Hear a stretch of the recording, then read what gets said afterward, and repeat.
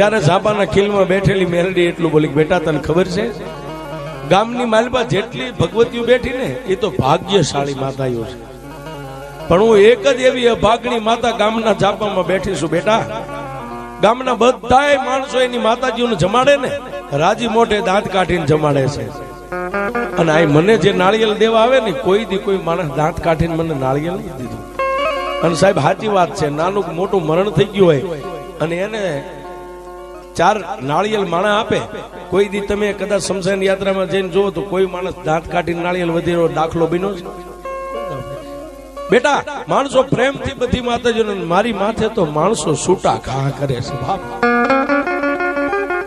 અને દીકરી અત્યારે 4 નાળિયેર તારા બાપની ફરતા બાંધ્યા ને, એ 4 નાળિયેર હમણાં તો એક બાજુ જઈને ઉભી રહીને જોજે, મારી માથે 4 માણસો છૂટા નાળિયેરના ઘા કરશે.